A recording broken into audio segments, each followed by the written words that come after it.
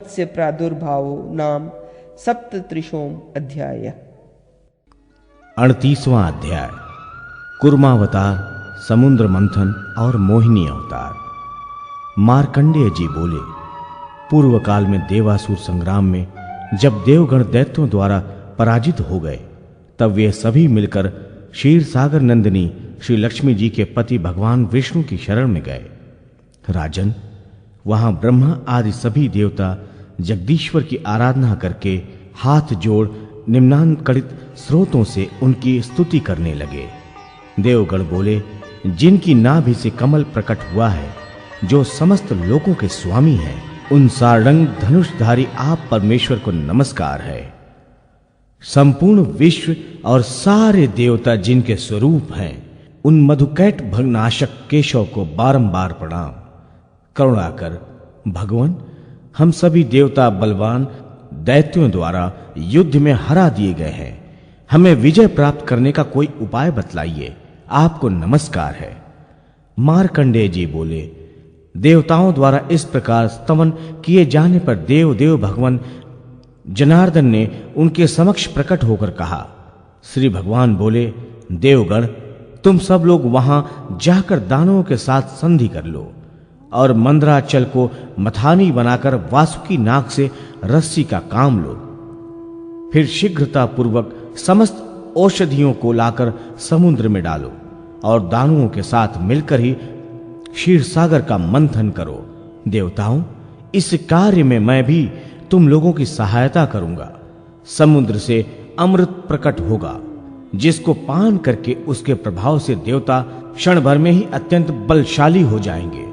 महाभागो, उस उत्तम अमृत को प्राप्त कर इंद्रादि तुम सभी देवता अत्यंत तेजस्वी, रण में पराक्रम दिखाने वाले और महान उत्साह से संपन्न हो जाओगे।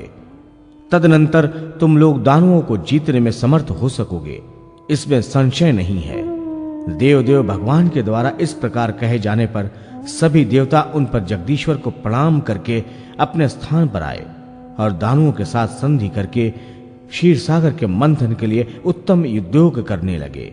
राजन, बलि ने अकेले ही मंदर नामक महान पर्वत को उखाड़कर समुद्र में डाल दिया तथा नृपोत्तम देवता और दैत्यों ने समस्त औषधियों को लाकर समुद्र में डाला।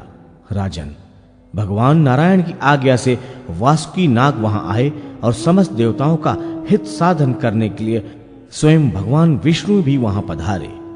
तदनंतर सभी देवता और असुरगण वहां भगवान विष्णु के पास आए और सब लोग मित्र भाव से एकत्र होकर क्षीर सागर के तट पर उपस्थित हुए। नृप उस समय मंदराचल को मथानी और वासुकी नाग को रस्सी बनाकर अमृत निकालने के उद्देश्य से अत्यंत वेग पूर्वक समुद्र का मंथन आरंभ हुआ। भगवान विष्णु ने उस समय समुद्र मंथन के लिए दानवों को वासुकी के मुख की ओर और देवताओं को पुच्छ भाग की ओर नियुक्त किया। राजन, इस प्रकार मंथन आरंभ होने पर नीचे कोई आधार न होने के कारण मंदराचल जल के भीतर प्रविष्ट होकर डूब गया। पर्वत को डूबा देखकर भगवान मधुसूदन विष्णु ने समस्त लोगों के हित के लिए सहसा कूर्म रूप धारण किया और उस रूप में अपने को मंदराचल के नीचे प्रविष्ट करके आधार रूप हो उस मंदर पर्वत को धारण किया तथा दूसरे रूप से वे भगवान केशव पर्वत को ऊपर से भी दबाए रहे और एक अन्य रूप से वे भगवान जनार्दन देवताओं के साथ रहकर नागराज वासुकी को खींचते भी रहे। तब वे बलवान देवता तथा असुर पूर्ण शक्ति लगाकर बड़े वेग से क्षीर सागर का मंथन करने लगे। नृप श्रेष्ठ, तदनंतर उस मथे जाते हुए क्षीर सागर से अत्यंत दुस्सह कालकूट नामक विष प्रकट हुआ। उस विष को सभी सर्पों ने ग्रहण कर लिया। उनसे बचे हुए विष को भगवान विष्णु की आज्ञा से शंकर जी ने पी लिया। इससे कंठ में काला दाग पड़ जाने के कारण उनकी नीलकंठ संज्ञा हुई। इसके बाद द्वितीय बार के मंथन से ऐरावत, गजराज और उच्चयों श्रवा घोड़ा ये दोनों प्रकट हुए। यह बात हमारे सुनने में आई है। तृतीय आवृत्ति से परम सुंदरी अप्सरा का आविर्भाव हुआ और चौथी बार महान वृक्ष पारिजात प्रकट हुआ। पांचवी आवृत्ति में क्षीर सागर से चंद्रमा प्रकट हुए। नरेश्वर, चंद्रमा को भगवान शिव अपने मस्तक पर धारण करते हैं। ठीक उसी तरह जैसे नारी ललाट में स्वस्तिक धारण करती है। इसी प्रकार क्षीर सागर से नाना प्रकार के दिव्य रत्न, आभूषण और हजारों गंधर्व प्रकट हुए। इन अत्यंत विस्मयजनक वस्तुओं को उस प्रकार उत्पन्न देख सभी देवता और असुर बहुत प्रसन्न हुए। तदनंतर भगवान विष्णु की आज्ञा से मेघगण देवताओं के दल में स्थित हो मंद मंद वर्षा करने लगे और देव वृंद को सुख देने वाली वायु बहने लगी। किंतु महामते, वासुकी के विष मिश्रित श्वास की वायु से कितने ही दैत्य मर गए और जो बचे वे भी तेज एवं पराक्रम से हीन हो गए। तत्पश्चात उस समुद्र से हाथ में कमल धारण किए हुए श्री लक्ष्मी जी प्रकट हुई। राजेंद्र, वे अपने तेज से संपूर्ण दिशाओं को प्रकाशमान कर रही थी। शत्रुसूदन, उन्होंने तीर्थ के जल से स्नान किया, शरीर में दिव्य गंध का अनुलेप लगाया और वे कमलालया लक्ष्मी दिव्य वस्त्र, पुष्पहार और सुंदर भूषणों से विभूषित हो देव पक्ष में जाकर क्षण भर खड़ी रही। फिर भगवान विष्णु के वक्ष स्थल में विराजमान हुई। नरेश्वर, इसके बाद क्षीर सागर से अमृतपूर्ण घट का दोहन करके हाथ में ले भगवान धन्वंतरी प्रकट हुए। उनके प्राकट्य से देवता बहुत प्रसन्न हुए, किंतु राजन, लक्ष्मी द्वारा त्याग किए जाने के कारण असुरगण बहुत दुखी हुए और उस भरे हुए अमृत घट को लेकर इच्छानुसार चल दिए। नृपवर, तब भगवान विष्णु ने देवताओं का हित करने के लिए अपने को संपूर्ण शुभ लक्षणों से युक्त स्त्री रूप में प्रकट किया। इसके बाद भगवान उस नारी रूप से ही असुरों की ओर गए। उस दिव्य रूप वाली नारी को देख दैत्यगण मोहित हो गए। साधु शिरोमणे वे असुर तत्काल मोह के वशीभूत हो काम पीड़ा हो गए और उन्होंने मोहवश अमृत का घड़ा भूमि पर रख दिया। अवनीपते, इस प्रकार असुरों को मोहित करके भगवान ने वह अमृत ले देवताओं को दे दिया। देव भगवान की कृपा से अमृत पीकर बलि और महावीरवान हो देवता संग्राम में आ डटे और असुरों को युद्ध जीतकर उन्होंने अपने राज्य पर अधिकार कर लिया। राजन, भगवान के इस कुर्म नामक अवतार की कथा मैंने तुमसे कह दी। यह पढ़ने और सुनने वाले मनुष्यों को पुण्य देने वाली है। अद्भुत कर्म करने वाले भगवान नारायण ने केवल देवताओं के हित के लिए अनंत तेजस्वी परम पावन कुर्म रूप प्रकट किया था। सो इस प्रसंग का वर्णन मैंने तुमसे कर दिया। वाराह अवतार, हिरण्याक्ष वध। मार्कंडेय जी कहते हैं, नरेश्वर, इसके बाद मैं भगवान विष्णु के वराह नामक पावन अवतार का वर्णन करूंगा। तुम एकाग्र चित्त होकर सुनो। सत्तम, ब्रह्मा जी का दिन बीत जाने पर जब अवान्तर प्रलय होता है, तब संपूर्ण त्रिलोकी को व्याप्त करके केवल जल ही जल रह जाता है। राजेंद्र, उस समय त्रिभुवन में जो भी प्राणी हैं, उन सब का ग्रास करके ब्रह्म स्वरूप जगदीश्वर भगवान विष्णु उस एकाणव जल के भीतर सहस्त्रों फणों से सुशोभित शेषनाग की शैया पर सहस्त्र युगों तक चलने वाली रात्रि में शयन करते हैं। पूर्व काल में कश्यप जी से दिति के पुत्र रूप में हिरण्याक्ष नामक महान दैत्य उत्पन्न हुआ था। ऐसी बात हमने सुनी है। वह महान बलवान और पराक्रमी था। वह दैत्य पाताल में निवास करता था और स्वर्ग के देवताओं पर आक्रमण करके उनकी पूरी पर घेरा डाल देता था।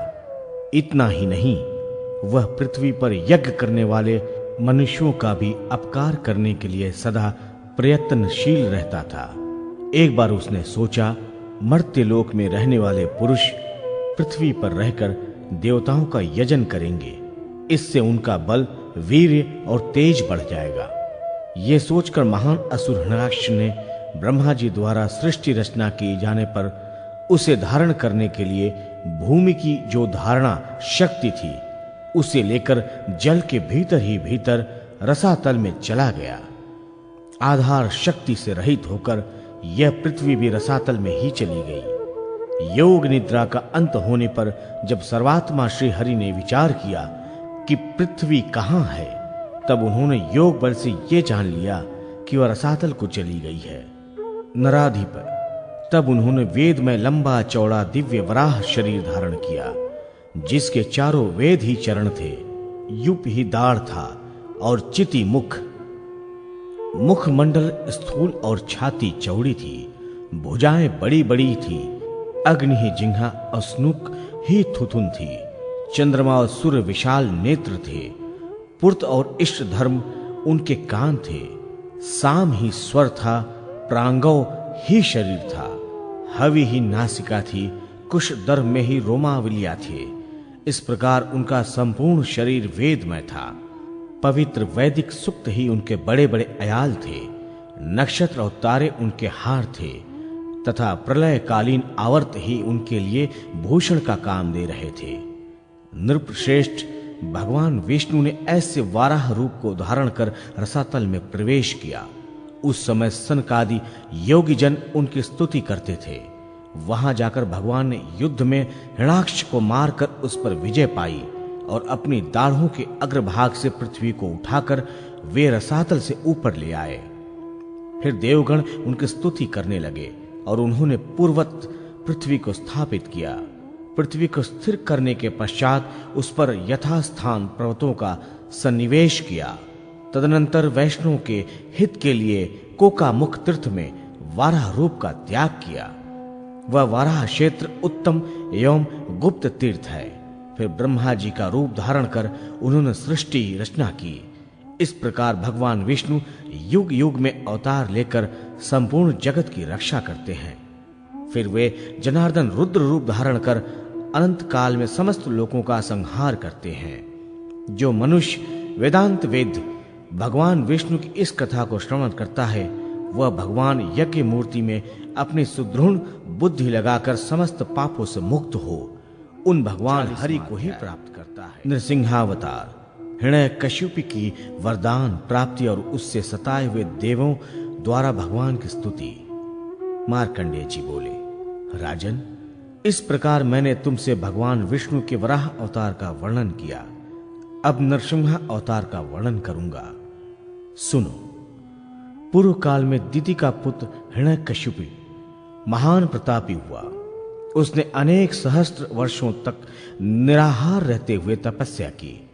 उसकी तपस्या से संतुष्ट हो ब्रह्मा जी ने उस दानव से कहा, दतेंद्र, तुम्हारे मन को जो प्रिय लगे वही वर मांग लो। दैत्य हिरण्यकश्यप ने ब्रह्मा जी के इस प्रकार कहने पर उन देवेश्वर से विनय पूर्वक प्रणाम करके कहा। हिरण्यकश्यप बोला, ब्रह्मन, भगवान, यदि आप मुझे वर देने उद्यत हैं तो मैं जो जो मांगता हूं वह सब देने की कृपा करें। मैं न सूखी वस्तु से मरूं, न गीली से, न जल से, न आग से, न काठ से, न कीड़े से, और न पत्थर या हवासे से ही मेरी मृत्यु हो। न शूल अथवा किसी और शस्त्र से, न पर्वत से, न मनुष्यों से, न देवता, असुर, गंधर्व अथवा राक्षसों से ही मरूं। न किन्नरों से, न यक्ष, विद्याधर अथवा भुजंगों से, न वानर तथा अन्य पशुओं से, और न दुर्गा आदि मातृगणों से ही मेरी मृत्यु हो। मैं न घर के भीतर मरूं, न बाहर, न दिन में मरूं, न रात में, तथा आपकी कृपा से मृत्यु के हेतु अन्य कारणों से भी मेरी मृत्यु न हो। देव देवेश्वर, मैं आपसे यही वर मांगता हूं। मार्कंडेय जी कहते हैं, राजन, दैत्यराज हिरण्यकश्यप के यो कहने पर ब्रह्मा जी ने उससे कहा, दैतेंद्र, तुम्हारे महान तप से संतुष्ट होकर मैं इन परम अद्भुत वरों को दुर्लभ होने पर भी तुम्हें दे रहा हूं। दूसरे किसी को मैंने ऐसा वर नहीं दिया है और न दूसरों ने ऐसी तपस्या की है। दैत्यपते, तुम्हारे मांगे हुए सभी वर मैंने तुम्हें दे दिए, वे सब तुम्हें प्राप्त हो। महाबाहु, अब जाओ और अपने तप के बढ़े हुए उत्कृष्ट फल को भोगो। इस प्रकार पूरे काल में दैत्यराज हिरण्यकश्यप को अभिष्ट वर देकर ब्रह्मा जी अपने परम उत्तम लोक को चले गए। उस बलवान दैत्य ने भी वर पाकर बल से उन्मत्त हो श्रेष्ठ देवताओं को युद्ध में जीतकर उन्हें स्वर्ग से पृथ्वी पर गिरा दिया तथा वह स्वयं स्वर्गलोक में रहकर वहां का सर्वशक्ति संपन्न राज्य भोगने लगा। नरेश्वर, इंद्रादि देवता, रुद्र तथा ऋषिगण भी उसके भय से मनुष्य रूप धारण कर पृथ्वी पर विचरते थे। राजेंद्र, त्रिभुवन का राज्य प्राप्त कर लेने पर हिरण्यकश्यप ने समस्त प्रजाओं को बुलाकर उनसे यह वाक्य कहा, प्रजागण, तुम लोग देवताओं के लिए यज्ञ, होम और दान करो। अब मैं ही त्रिभुवन का अधीश्वर हूं, अतः यज्ञ और दानादि कर्मों द्वारा मेरी ही पूजा करो।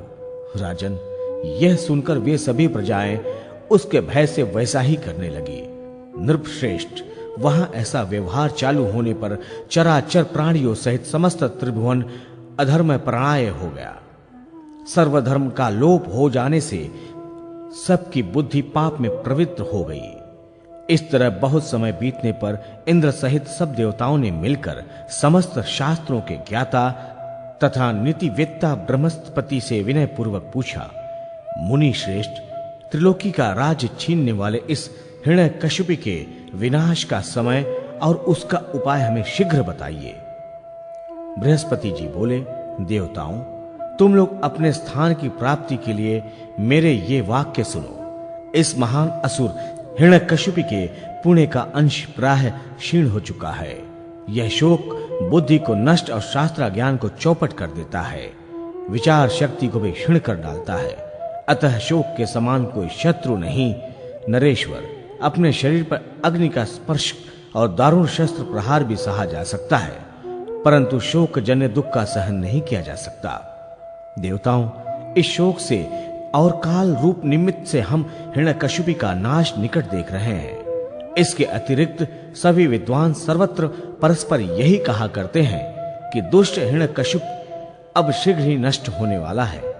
मेरे शकुन भी यही बताते हैं कि देवताओं को अपने पद, स्वर्ग, साम्राज्य की प्राप्ति रूप महती समृद्ध मिलने वाली है और हिरण्यकशिपु का नाश होना चाहता है। क्योंकि ऐसा ही होने वाला है, इसलिए तुम सभी देवता क्षीर सागर के उत्तर तट पर जहां भगवान विष्णु शयन करते हैं शीघ्र ही जाओ।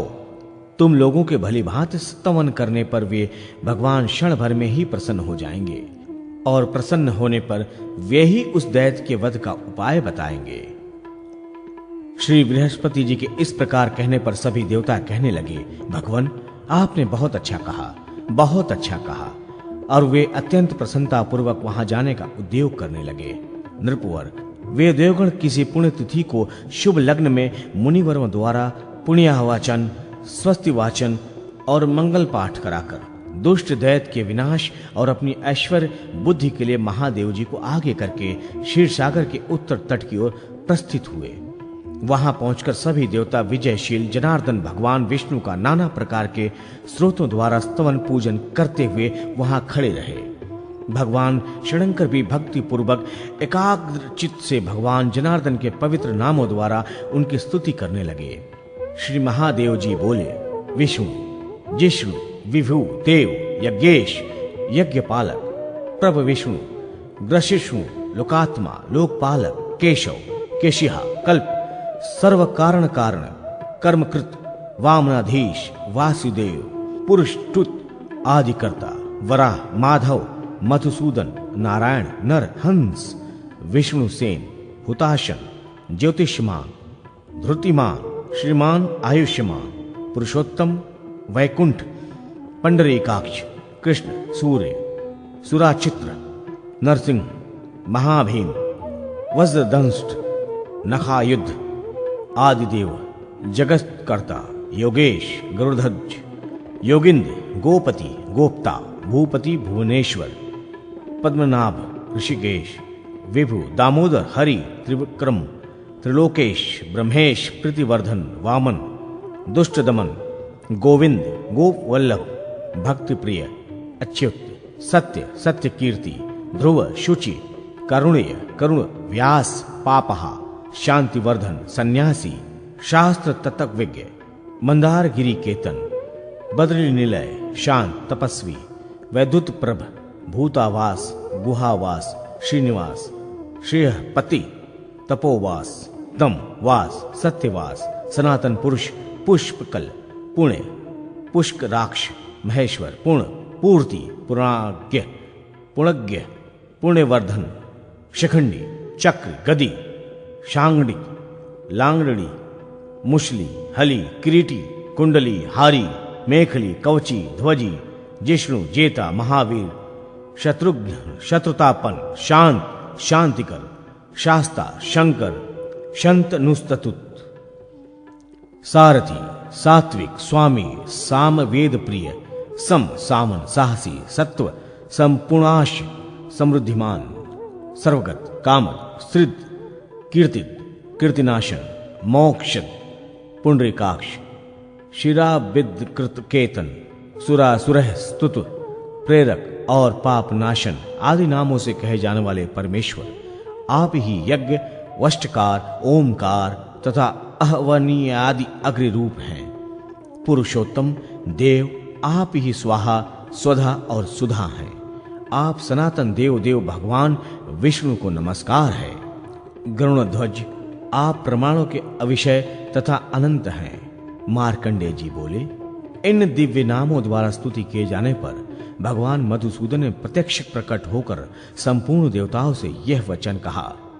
श्री भगवान बोले, देवगण, तुम लोगों ने केवल कल्याणकारी नामों द्वारा मेरा स्तमन किया है, अतः मैं तुम पर प्रसन्न हूं। कहो, तुम्हारा क्या कार्य सिद्ध करूं? देवता बोले, हे देवदेव, हे ऋषिकेश, हे कमल नयन, हे लक्ष्मीपते, हे हरे, आप तो सब कुछ जानते हैं, फिर हमसे क्यों पूछ रहे हैं? श्री भगवान बोले, असुर नाशक देवताओं, तुम लोगों के आने का सारा कारण मुझे ज्ञात है। जगत का कल्याण करने वाले महादेव जी ने तथा तुमने हिरण्यकशिपु दैत्य का नाश कराने के लिए मेरे 100 पुण्य नामों द्वारा मेरा स्तमन किया है। महामते शिव, तुम्हारे कहे हुए इन 100 नामों से जो मेरा नित्य स्तमन करेगा, उस पुरुष द्वारा मैं उसी प्रकार प्रतिदिन पूजित होऊंगा जैसे इस समय तुम्हारे द्वारा हुआ हूं। देव शंभो, मैं तुम पर प्रसन्न हूं। अब तुम अपने शुभ कैलाश शिखर को जाओ। तुमने मेरी स्तुति की है, अतः तुम्हारी प्रसन्नता के लिए मैं हिरण्यकशिपु का वध करूंगा। देवताओं, अब तुम भी जाओ और कुछ काल तक प्रतीक्षा करो। जब इस हिरण्यकशिपु के प्रहलाद नामक बुद्धिमान विष्णु भक्त पुत्र होगा और जिस समय यह दैत्य प्रहलाद से द्रोह करेगा, उस समय वरों से रक्षित होकर देवताओं और दानों से भी नहीं जीते जा सकने वाले इस असुर का मैं अवश्य वध कर डालूंगा। राजन, भगवान विष्णु के इस प्रकार कहने पर देवगण उन्हें प्रणाम करके चले। अध्याय प्रहलाद की उत्पत्ति और उनकी हरि भक्ति से हिरण्यकशिपु की उद्ग्रता। सहस्त्रानिक ने कहा, संपूर्ण शास्त्रों के ज्ञाता महापात्र मार्कंडेय जी, आप भगवान नृसिंह के प्रादुर्भाव की कथा यथोचित रूप से कहें। अनघ भक्तवर प्रहलाद जी का चरित्र मुझे विस्तार पूर्वक सुनाए। महायोग्य, महामुनि, हम लोग धन्य हैं, क्योंकि आपकी कृपा से हमें भगवान विष्णु की कथा रूप दुर्लभ सुधा का पान करने का अवसर मिला है। श्री मार्कंडेय जी बोले, पूर्व काल में एक समय वह महाकाय हिरण्यकशिपु जब तपस्या करने के लिए वन में जाने को उद्गत हुआ, उस समय समस्त दिशाओं में दाह और भूकंप होने लगा। यह देखकर उसके हितकारी बंधुओं, मित्रों और भृगुओं ने उसे मना किया। राजन, इस समय बुरे शकुन हो रहे हैं, इनका फल अच्छा नहीं है। सौम्य, आप त्रिभुवन के एकच्छत्र स्वामी हैं। समस्त देवताओं पर आपने विजय प्राप्त की है। आपको किसी से भय नहीं है, फिर किस लिए तप करना चाहते हैं? हम सभी लोग जब अपनी बुद्धि से विचारते हैं तब कोई भी प्रयोजन नहीं दिखाई देता, क्योंकि जिसकी कामना अपूर्ण होती है वही तपस्या करता है। अपने बंधुजनों के इस प्रकार मना करने पर भी वह दुर्मद एवं मत दैत्य अपने 2-3 मित्रों को साथ लेकर कैलाश शिखर की ओर चला गया। महिपाल, वहां जाकर जब वह परम दुष्कर तपस्या करने लगा, तब पदयोनि ब्रह्मा जी को उसके कारण बड़ी चिंता हो गई। वे सोचने लगे, ओह, अब क्या करूं? वह दैत्य कैसे तप से निवृत्त हो? भूपाल, इस चिंता से ब्रह्मा जी जब व्याकुल हो रहे थे, उसी समय उनके अंग से उत्पन्न मुनिवर नारद जी ने उन्हें प्रणाम करके कहा। नारद जी बोले, पिताजी, आप तो भगवान नारायण के आश्रित हैं, फिर आप क्यों खेद कर रहे हैं? जिनके हृदय में भगवान गोविंद विराजमान है, उन्हें इस प्रकार सोच नहीं करना चाहिए। तपस्या में प्रवृत्त हुए उस दैत्य हिरण्यकशिपु को मैं उससे निवृत्त करूंगा। जगदीश्वर भगवान नारायण मुझे इसके लिए सुबुद्धि देंगे। मार्कंडेय जी बोले, अपने पिता से इस प्रकार कहकर मुनिश्रेष्ठ नारद जी ने उन्हें प्रणाम किया और मन ही मन भगवान वासुदेव का स्मरण करते हुए वह पर्वत मुनि के साथ वहां चल दिए। वे दोनों मुनि कलविघ्न पक्षी रूप धारण कर उस उत्तम कैलाश पर्वत पर आए, जहां दैत्य श्रेष्ठ हिरण्यकशिपु अपने 2-3 मित्रों के साथ रहता था। वहां स्नान करके नारद मुनि वृक्ष की शाखा पर बैठ गए और उस दैत्य के सुनते सुनते गंभीर वाणी में भगवान नाम का उच्चारण करने लगे। उदार बुद्धि नारद लगातार 3 बार ओम नमो नारायणाय इस मंत्र का उच्च स्वरूप से उच्चारण कर मौन हो गए। भूपाल कलविडक के द्वारा किए गए उस आदर युक्त नाम कीर्तन को सुनकर हिरण्यकशिपु ने कुपित हो धनुष उठाया और उस पर बाण का संधान करके ज्यों ही उन दोनों पक्षियों के प्रति छोड़ने लगा, त्यों ही नारद और पर्वत मुनि उड़कर अन्यंत्र चले गए। महीपते तब हिरण्यकशिपु भी क्रोध से भर गया और उसी समय वह आश्रम को त्याग कर अपने नगर को चला आया। वहां उसी समय उसकी कयाधु नाम की सुंदरी पत्नी दैव योग से रजस्वला होकर ऋतुस्नाता हुई थी।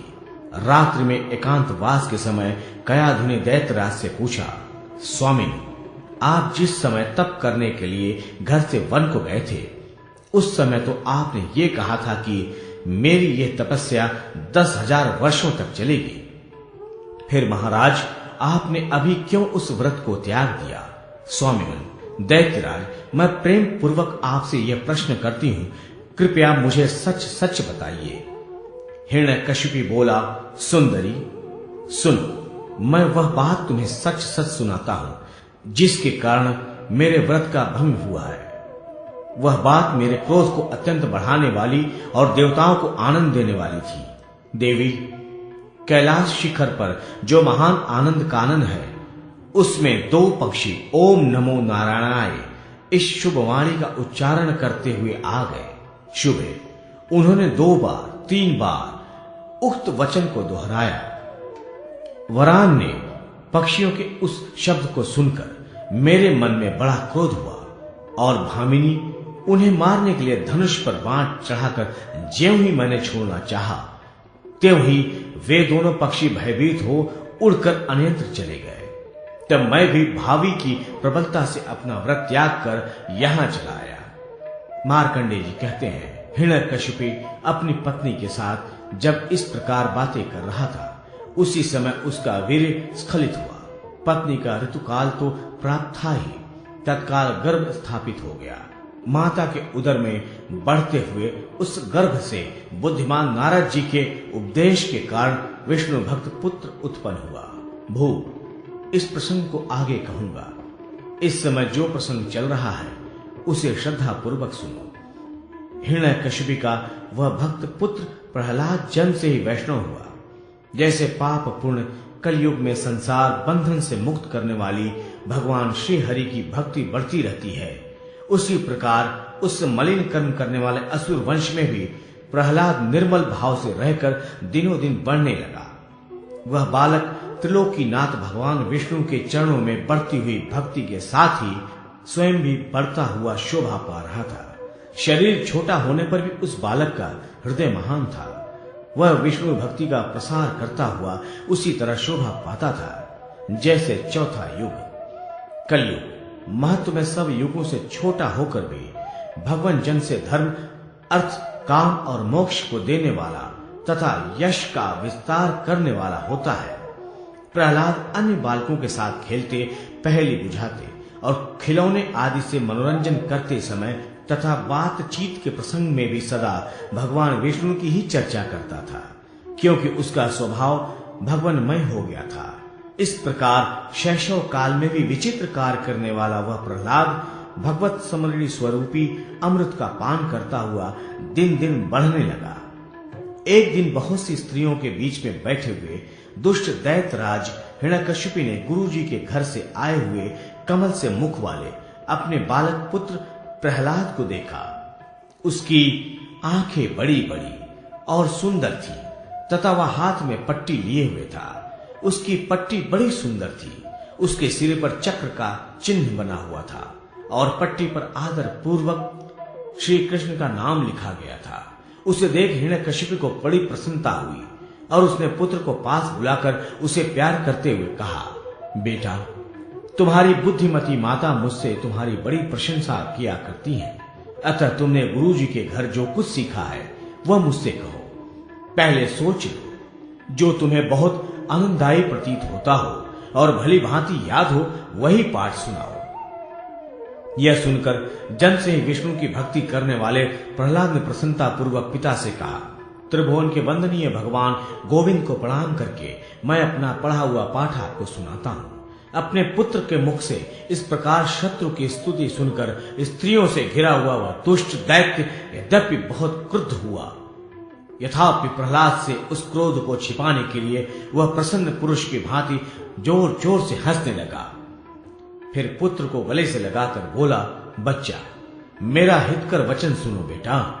जो लोग राम, कृष्ण, गोविंद, विष्णु, माधव, श्रीपति इस प्रकार कहा करते हैं वे सभी मेरे शत्रु हैं। ऐसे लोग मेरे द्वारा शासित दंडित हुए हैं। तुमने हरिनाम कीर्तन इस अवस्था में कहां सुन लिया? पिता की बात सुनकर बुद्धिमान प्रहलाद निर्भय होकर बोला, आर्य, आपको कभी ऐसी बात नहीं कहनी चाहिए। जो मनुष्य संपूर्ण ऐश्वर्यों को देने वाले तथा धर्म आदि की वृद्धि करने वाले कृष्ण इस मंत्र का उच्चारण करता है वह अभय पद को प्राप्त कर लेता है। भगवान कृष्ण की निंदा से होने वाले पाप का कहीं अंत नहीं है। अतः अब आप अपनी शुद्धि के लिए भक्ति पूर्वक राम, माधव और कृष्ण इत्यादि नाम लेते हुए भगवान का स्मरण करें। जो बात मैं आपसे कह रहा हूं वह सबसे बढ़कर हित साधक है।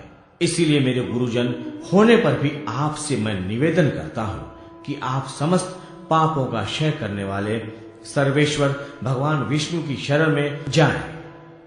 प्रहलाद के यों कहने पर देव शत्रु हिरण्यकशिपु अपने क्रोध को रोक न सका। उसने रोष को प्रकट करके पुत्र को फटकारते हुए कहा, हाय हाय, किसने इस बालक को अत्यंत मध्यम कोटि की अवस्था को पहुंचा दिया? रे दुष्ट पुत्र, तुझे धिक्कार है, धिक्कार है। तूने क्यों मेरा महान अपराध किया? ओ दुराचारी नीच पुरुष, अरे पापिष्ठ, तू यहां से चला जा, चला जा। यों कहकर उसने अपने चारों ओर निहार कर फिर कहा, नृशंस पराक्रमी क्रूर दैत्य जाए और इसके गुरु को बांध कर यहां ले आए। यह सुन दैत्यों ने प्रहलाद के गुरु को वहां लाकर उपस्थित कर दिया। बुद्धिमान गुरु ने उस दुष्ट दैत्यराज से विनय पूर्वक कहा, देवांतक, थोड़ा विचार तो कीजिए। आपने समस्त त्रिभुवन को अनायासी अनेकों बार पराजित किया है। खेल खेल में ही सबको जीता है। रोष से कभी काम नहीं लिया।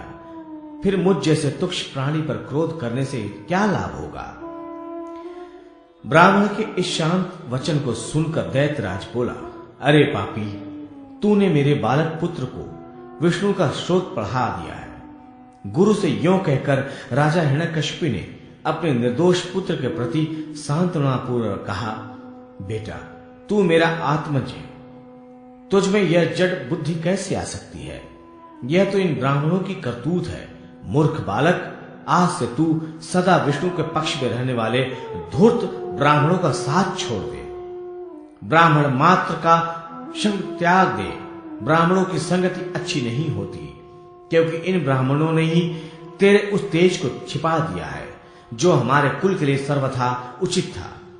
जिस पुरुष को जिसकी संगति मिल जाती है उसमें उसी के गुण नजर आने लगते हैं। ठीक उसी तरह जैसे मणि कीचड़ में पड़ी हो तो उसमें उसके दुर्गंध आदि दोष आ जाते हैं। अतः बुद्धिमान पुरुष को उचित है कि वह अपने कुल की समृद्धि के लिए आत्मीय जनों को ही आश्रय ले। बुद्धिहीन बालक, मेरे पुत्र के लिए तो उचित कर्तव्य यह है कि वह विष्णु के पक्ष में रहने वाले लोगों का नाश करे, परंतु तू इस उचित कार्य को त्याग कर इसके विपरीत स्वयं ही विष्णु का भजन कर रहा है। बता तो सही, क्या यूं करते हुए तुझे लज्जा नहीं आती? अरे, मुझ संपूर्ण जगत के सम्राट का पुत्र होकर तू दूसरे को अपना स्वामी बनाना चाहता है। बेटा, मैं तुझे संसार का तत्व बताता हूं। सुन, यहां कोई भी अपना स्वामी नहीं है। जो शूरवीर है वही लक्ष्मी का उपभोग करता है तथा वही प्रभु है, वही महेश्वर है, वही सबका अध्यक्ष देवता है। जैसा कि तीनों लोकों पर विजय पाने वाला मैं हूं। इसीलिए तू अपनी यह जडता त्याग दे और अपने कुल के लिए उचित वीरता का आश्रय ले। तेरी यह कायरता देखकर दूसरे लोग भी तुझे मारेंगे और कहेंगे कि अरे, यह असुर होकर भी देवताओं की उसी प्रकार स्तुति करता है जैसे बिल्ली चूहे की स्तुति करे और मोर अपने द्वेष पात्र सर्पों की प्रार्थना करे। ऐसा करना अवश्य अनिष्ट का सूचक है। मूर्ख प्राणी महान ऐश्वर्य पाकर भी अपने खोटे कर्मों द्वारा नीचे गिर जाती है। जैसे मेरा पुत्र प्रहलाद, जो स्वयं स्तुति के योग्य था, आज नीच जनों की भांति उन लोगों की स्तुति कर रहा है जो स्वयं हमारी स्तुति करने वाले हैं। रे मूर्ख, तो मेरा ऐश्वर्य देखकर भी मेरे सामने की हरि का नाम ले रहा है। वह हरि इस सम्मान के योग्य नहीं है, उसकी स्तुति विडंबना मात्र है। भूप अपने पुत्र से इस प्रकार कहकर वह इतना कुपित हुआ कि उसका स्वरूप भयानक हो गया। फिर प्रहलाद के गुरु को टेढ़ी नजर से देखकर उन्हें अपने रोष से कंपाता हुआ बोला, मूर्ख ब्राह्मण, यहां से चला जा, चला जा। अब की बार मेरे पुत्र को अच्छी शिक्षा देना। दुष्ट राजा की सेवा करने वाला वह ब्राह्मण बड़ी कृपा हुई यों कहता हुआ घर चला गया और विष्णु का भजन त्याग कर दैत्यराज हिरण्यकशिपु का अनुसरण करने लगा। सच है, लोभी मनुष्य अपना पेट पालने के लिए क्या नहीं कर सकते। प्रहलाद पर हिरण्यकशिपु का कोप और प्रहलाद का वध करने के लिए उसके द्वारा किए गए अनेक प्रयत्न। मार्कंडेय जी कहते हैं, भगवान विष्णु की भक्ति ही जिनका भूषण है, वे दैत्य कुमार योगी प्रहलाद जी शीघ्र ही सारथी के साथ गुरु के घर भेजे गए। वहां वे काल क्रम से संपूर्ण विद्याओं के ज्ञान के साथ कुमारावस्था को प्राप्त हुए। संसार के अन्य लोग कौमार अवस्था को पाकर प्रायः नास्तिक विचार और बुरे आचार व्यवहार के पोषक बन जाते हैं, परंतु उसी उम्र में प्रहलाद को ब्राह्म विषयों से वैराग्य हुआ और भगवान में उनकी भक्ति हो गई। यह अद्भुत बात है। तदनंतर जब प्रहलाद ने गुरु के यहां अपनी पढ़ाई समाप्त कर ली, तब एक दिन दैत्यराज ने उन्हें अपने पास बुलवाया और ईश्वर तत्व के ज्ञाता प्रहलाद को अपने सामने प्रणाम करके खड़े देख उनसे कहा, सुरसूदन, तुम अज्ञान की निधि रूपा बाल्यावस्था से मुक्त हो गए। यह बहुत अच्छा हुआ। इस समय तुम कुहीरे से निकले हुए सूर्य के भांति अपने तेज से प्रकाशित हो रहे हो। पुत्र, बचपन में तुम्हारी ही तरह हमें भी जड़ बुद्धि सीखने के लिए ब्राह्मणों ने मोहित कर रखा था, किंतु अवस्था बढ़ने पर जब हम समझदार हुए, तब इस प्रकार अपने कुल के अनुरूप सुंदर शिक्षा ग्रहण कर सके थे। अतः शत्रु रूपी कांटों से युक्त इस राज्य शासन के भार को, जिसे मैंने बहुत दिनों से धारण कर रखा है, अब तुझ सामर्थ्यवान पुत्र पर रखकर मैं तुम्हारी राज लक्ष्मी को देखते हुए सुखी होना चाहता हूं। पिता जब जब अपने पुत्र की निपुणता देखता है, तब तब अपनी मानसिक चिंता त्याग कर महान सुख का अनुभव करता है। तुम्हारे गुरु ने भी मेरे समक्ष तुम्हारी योग्यता का बड़ा बखान किया है। यह तुम्हारे लिए कोई आश्चर्य की बात नहीं है। आज मेरे कान तुम्हारी कुछ बातें सुनना चाहते हैं।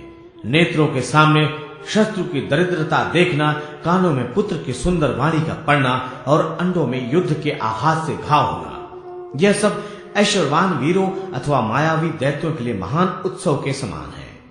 उस समय दैत्यराज के ये शठता पूर्वक वचन सुनकर योगी प्रहलाद ने पिता को प्रणाम करके निर्भीकता पूर्वक कहा, महाराज, आपका यह कथन सत्य है कि अच्छी बातें सुनना कानों के लिए महान उत्सव के समान है, किंतु वे बातें भगवान विष्णु से संबंध रखने वाली हों तभी ऐसा होता है।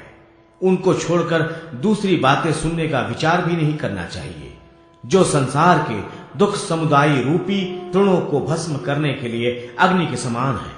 उन भगवान विष्णु का जिसमें गुणगान किया जाता हो, वही वचन नीति युक्त है, वही सुक्ति है, वही सुनने योग्य कथा और श्रवण करने योग्य काव्य है। जिसमें भक्तों को अभीष्ट वस्तु देने वाले अचिंत्य परमेश्वर का भक्ति पूर्वक स्तवन किया जाता हो, वह शास्त्र है। तात उस अर्थ शास्त्र से क्या लाभ जिसमें संसार चक्र में डालने वाली ही बातें कही गई हैं। पिताजी, उस शास्त्र में परिश्रम करने से क्या सिद्ध होगा जिससे आत्मा का ही हनन होता है। इसलिए मुमुक्षु पुरुषों को सदा वैष्णव शास्त्रों का ही श्रवण और सेवन करना चाहिए, अन्यथा सांसारिक कष्ट से छुटकारा नहीं मिलता और न मनुष्य सुखी ही हो पाता है। जिस प्रकार तपाया हुआ घी जल के छींटे पड़ने से और अधिक प्रज्वलित हो उठता है, वैसे ही दैत्यराज हिरण्यकशिपु प्रहलाद की उपयुक्त बातें सुनकर क्रोध से जल उठा। जैसे उल्लू सूर्य की प्रभा नहीं देख सकता, उसी प्रकार क्षुद्र असुर जीव के संसार बंधन को नष्ट करने वाली प्रहलाद की पवित्र वाणी न सह सका। उस क्रोधी ने चारों ओर देखकर दैत्य वीरों से कहा, अरे इस कुटिल को शस्त्रों से भयंकर आघात से मार डालो, इसके मर्म स्थानों के टुकड़े टुकड़े कर दो। आज इसका भगवान स्वयं आकर इसकी रक्षा करे। विष्णु की स्तुति करने का फल यह आज इसी समय अपनी आंखों से देखे। इसका अंग अंग काट कर कौओं, काकों और गिद्धों को बांट दो। तब अपने स्वामी हिरण्यकशिपु द्वारा प्रेरित दैत्यगण अपनी विकट गर्जना से डराते हुए हाथ में शस्त्र लेकर भगवान के प्रिय भक्त उन प्रहलाद जी को मारने लगे। प्रहलाद ने श्री भगवान को नमस्कार करके ध्यान रूपी वज्र ग्रहण किया। तब भक्तों के दुख दूर करने वाले भगवान विष्णु स्वभावत प्रेम करने वाले भक्त प्रहलाद को इस प्रकार ध्यान में स्थिर देख उसकी रक्षा करने लगे। फिर तो राक्षसों के चलाए हुए अस्त्र शस्त्र प्रहलाद के शरीर में स्पर्श किए बिना ही नील कमल के टुकड़ों की भांति खंड खंड होकर गिर जाने लगे। भला यह प्राकृत शस्त्र भगवान के प्रिय भक्त का क्या कर सकते हैं? उससे तो संपूर्ण त्रिताप रूपी महान अस्त्र समूह भी भय मानता है। व्याधि, राक्षस और ग्रह ये तभी तक मनुष्यों को पीड़ा पहुंचाते हैं जब तक उनका चित्त हृदय गुहा में सूक्ष्म रूप से स्थित भगवान विष्णु को नहीं प्राप्त कर लेता।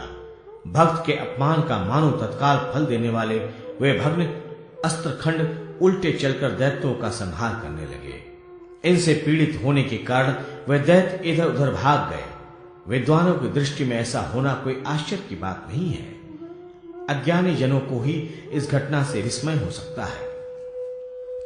वैष्णवों का बल देखकर राजा हिरण्यकशिपु को अवश्य ही महान भय हुआ, किंतु उस दुर्बुद्धि ने पुनः प्रहलाद के वध का उपाय सोचते हुए अत्यंत भयंकर विष वाले सर्पों को बुलाकर उन्हें आदेश दिया, गरला युधो, विष्णु को संतुष्ट करने वाला यह निशंक बालक किसी शस्त्र से नहीं मारा जा सकता, अतः तुम सभी मिलकर इसे अति शीघ्र मार डालो।